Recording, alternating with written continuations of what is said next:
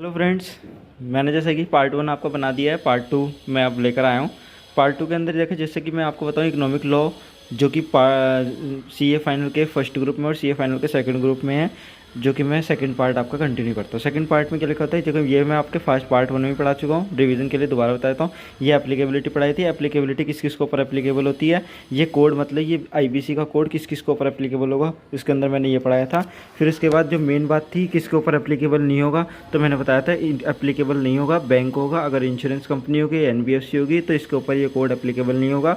But अगर यही bank, ये फाइनेंशियल सेक्टर जो है, इनका अगर नेटवर्थ जो एसेट्स का साइज़ है वो 500 करोड़ से ज़्यादा होता है, तो ये भी कवर हो जाएंगे, मतलब इनके ऊपर भी ये कोड एप्लीकेबल हो जाएगा।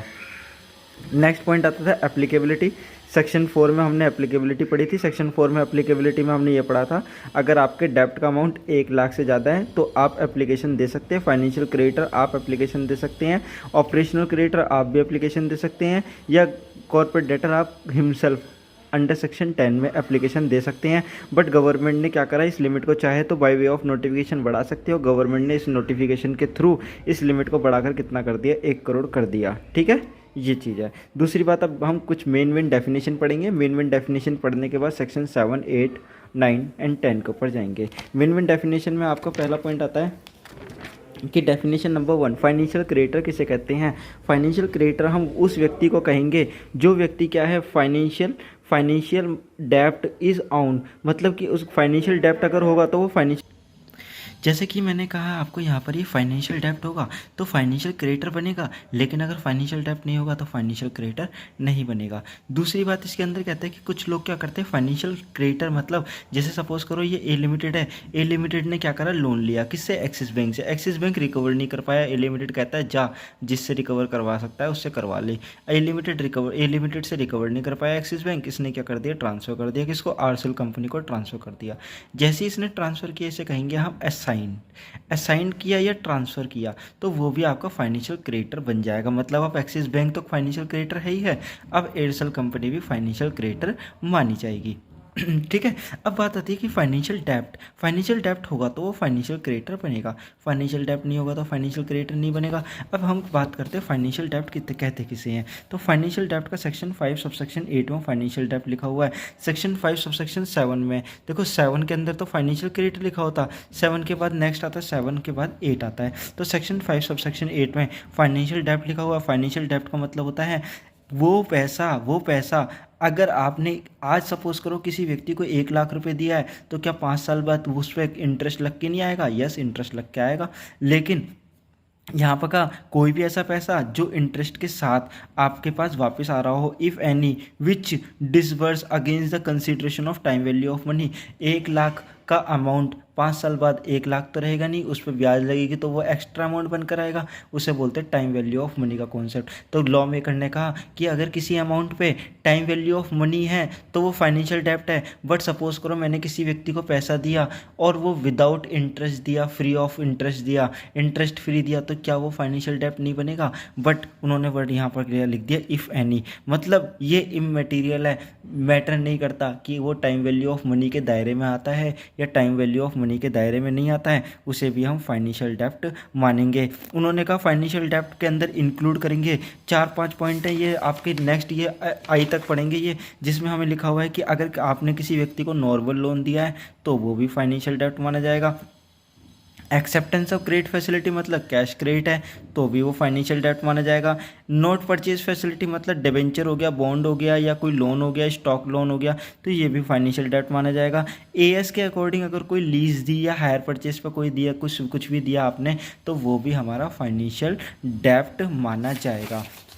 नेक्स्ट आता है कि कोई भी रिसीवेबल मतलब कोई भी डेटर है, जो डेटर आपने क्या करे सेल किए, बट वो नॉन रिकोर्स बेसिस पे नहीं होने चाहिए, रिकोर्स बेसिस पे होने चाहिए। रिकोर्स बेसिस पे ट्रांसफ़र किए तो फाइनेंशियल डेप्ट माना जाएगा, बट नॉन रिकोर्स बेसिस पे ट्रांसफ़र किए तो वो फाइनेंशियल डेप्ट नहीं माना जाता। मैं एग्जांपल लेता हूँ, ए लिमिटेड ने क्या करा, लोन लिया था एक्सिस बैंक से, एक्सिस बैंक ने आरसेल को ट्रांसफ़र तो कर दिया, जब एक्सिस ने आरसेल को ट्रांसफ़र किया दैट इज़ एक्सिस बैंक की लायबिलिटी थी, यहाँ पर एक्सिस बैंक की लायबिलिटी थी called recourse, called recourse. But ये जब लाइबिलिटी क्या हुई, ये ट्रांसफर हो गई, देन मैं कहूँगा अब ये लाइबिलिटी इसकी खत्म हो गई और इसकी बन गई, दैट इज़ क्या हुआ, अब ये लाइबिलिटी आरसीएल की बन गई, तो हैंस ये नॉन रिकोर्स माना जाएगा। तो फिर यहाँ पर क्या कह रहा, नॉन रिकोर्स को हटा दिया, तो फिर आरसीएल अब रिकवरी कैसे कर पाएगी, तो रिकवरी के लिए उन्होंने डायरेक्टली बोला कि इसे तो हम सेल मानेंगे, और सेल मानेंगे तो ये फाइनेंशियल क्रेडिटर में डायरेक्टली कवर हो गया, जो कि असाइन वर्ड लिखा हुआ था वहाँ पर। हैंस तो नॉन रिकोर्स बेसिस लिखा हुआ है तो यहाँ से हट जाएगा, वो डायरेक्ट फाइनेंशियल क्रेडिटर की डेफिनेशन में आएगा। But other than like recourse basis पर ट्रांसफर किया तो वो फाइनेंशियल डेप्ट से होता हुआ फाइनेंशियल क्रेडिटर बनेगा। अब नेक्स्ट आता है अगला पॉइंट, कहता है कि अगर आप क्या करते हो, कोई प्रॉपर्टी सेल करते हो, लाइक प्रॉपर्टी एक्ट जो होता है आपका रेरा है, रेरा में क्या करता है, किसी भी व्यक्ति ने आपने प्रॉपर्टी सेल करी, जो प्रॉपर्टी आपने सेल की है वो commercial effect of boring, commercial effect of boring मतलब रियल इस्टेट की जो भी ट्रांजेक्शन होती है आप सेल करते हो तो वो फॉरवर्ड सेल मानी जाती है, फॉरवर्ड सेल को ही बोला जाता है commercial effect of boring. Commercial effect of boring मतलब जितने भी अलॉटीज होते हैं जिनको प्लॉट मिलना है, जिनको मिलना है, लाइक प्लॉट मिलना है या अपार्टमेंट मिलना है या बिल्डिंग मिलनी है, तो उन सब अलॉटीज़ को भी यहाँ पर कवर कर दिया गया, उन्हें उनको भी फाइनेंशियल डेप्ट मानेंगे, जितने भी अलॉटीज़ होंगे उनको भी फाइनेंशियल डेप्ट मानेंगे।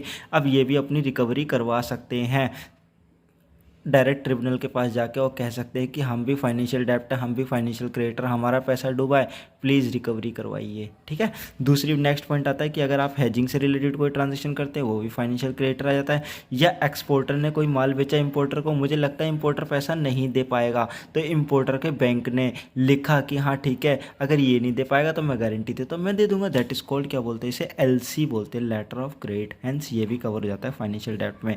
या ए से लेकर एच तक जितनी भी ट्रांजेक्शन हुई है उनके रेस्पेक्ट में आपने गारंटी दी है या इंडेमनिटी दी है तो वो भी फाइनेंशियल डेप्ट में कवर मानी जाएगी।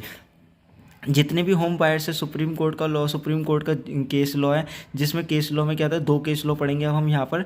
दो केस लॉ में पहला केस लॉ है आपका होम बायर्स जितने भी होते हैं, क्या वो फाइनेंशियल क्रेडिटर आते हैं, यस वो फाइनेंशियल क्रेडिटर आते हैं, चित्रा का केस है। और दूसरा पॉइनर का केस याद रख लेना, ये लैंडमार्क जजमेंट है सुप्रीम कोर्ट की जो ऑलवेज लिख कर आनी है, अगर आपका फाइनेंशियल डेप्ट होम बायर से रिलेटेड आता है तो ये भी क्या माने जाएंगे, जितने भी होम बायर्स हैं वो भी हमारे क्या माने जाएंगे, फाइनेंशियल क्रेडिटर माने जाएंगे, क्योंकि वो फाइनेंशियल डेप्ट की कैटेगरी में आते हैं। ठीक है, नेक्स्ट पॉइंट आता है आपका कि ऑपरेशनल क्रेडिटर किसे कहते हैं। ऑपरेशनल क्रेडिटर की भी डेफिनेशन सेम लिखी हुई है, या तो ऑपरेशनल डेप्ट हो या लीगली असाइन किया या ट्रांसफर किया। ऑपरेशनल डेप्ट का मतलब क्या होता है, ऑपरेशनल डेप्ट में तीन बातें कवर होती है, गुड्स और सर्विसेज अगर आप बेचते हो, या एम्प्लॉयमेंट की कोई भी सर्विसेज है उसके रिस्पेक्ट में कोई पैसा पे करना है, या सरकार को कोई भी देने वाला पैसा है, तो वो हमारा ऑपरेशनल डेप्ट में कवर हो जाएगा। ठीक है, थैंक यू। अब हम सेक्शन 7 पढ़ेंगे नेक्स्ट वीडियो में, section 8, section 9 and section 10। Okay bye.